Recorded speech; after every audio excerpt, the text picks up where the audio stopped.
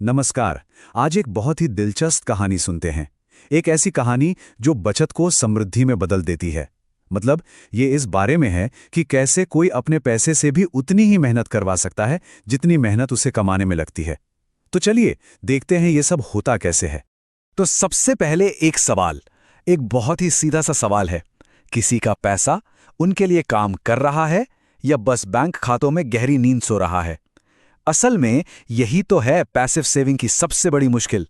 पैसा बढ़ता नहीं, बस एक जगह पड़ा रहता है, साल दर साल। और हमारी आज की कहानी बस इसी समस्या का एक समाधान खोजती है। तो चलिए इस कहानी के किरदारों से मिलते हैं। ये हैं रवि और अनन्या।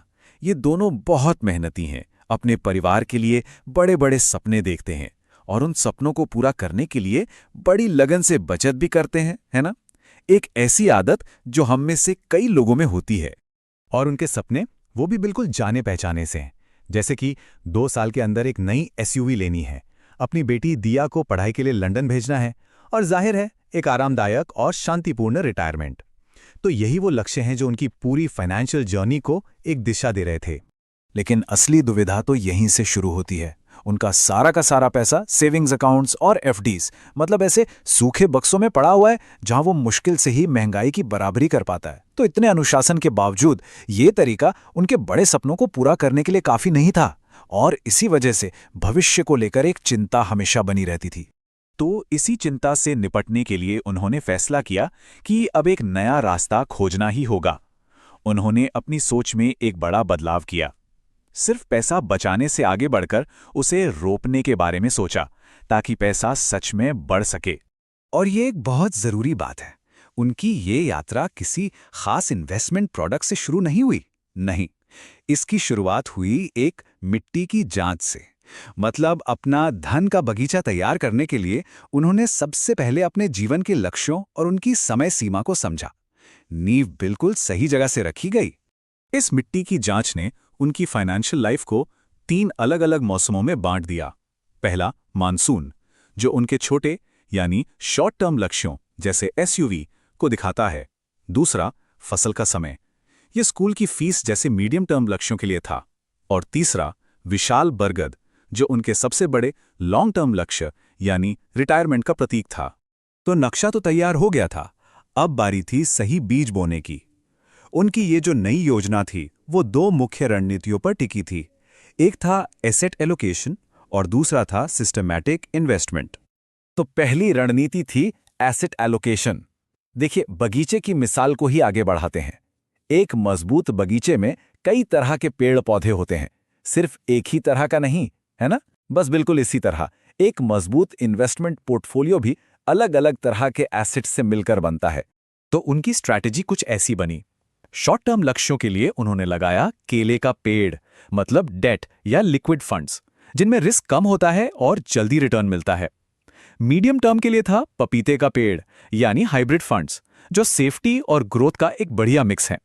और लॉन्ग टर्म लक्ष्यों के लिए उसके लिए था आम का बाग यानी इक्विटी फंड्स, जिन्हें बढ़ने में समय तो लगता है लेकिन सबसे बड़े फल देने की क्षमता भी इन्हीं में होती है।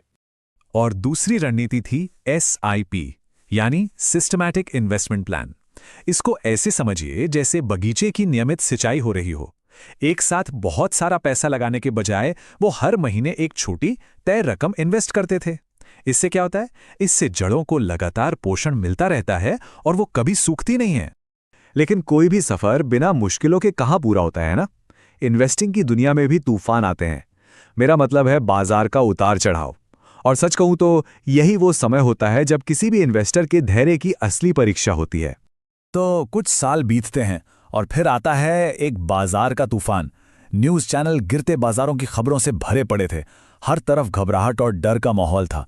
ये एक ऐसा समय होता है जो अच्छे अच्छे अनुभवी इन्वेस्टर्स के भी हौसले को परख सकता है। अब इस तूफान को लेकर 2 तरह के रिएक्शन हो सकते थे। पहला था घबराहट, मतलब ये सोचना कि अरे सारे पेड़ तो बर्बाद हो गए, हमें इन्हें अभी उखाड़ देना चाहिए। और दूसरा रिएक्शन था धैर्य, जो उनके एडवाइजर की सलाह थी।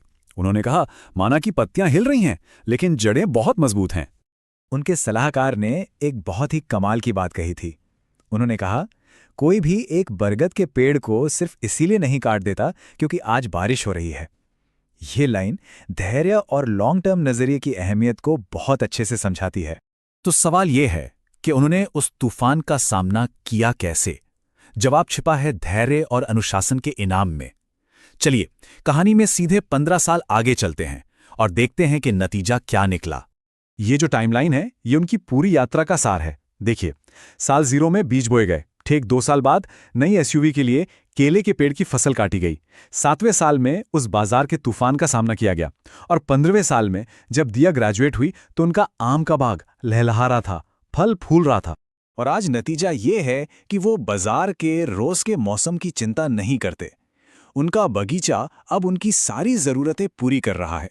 लेकिन फाइनेंशियल सिक्योरिटी से भी जो बड़ा इनाम उन्हें मिला है वो है मन की सच्ची शांति। तो आखिर में ये कहानी एक बहुत जरूरी सवाल छोड़ जाती है कि किसी का अपना धन का बगीचा कैसा दिखता है? क्या उसमें सही बीज बोए गए हैं? और सबसे जरूरी, क्या वो आने वाले तूफानों का सामना करने के लिए तैयार है?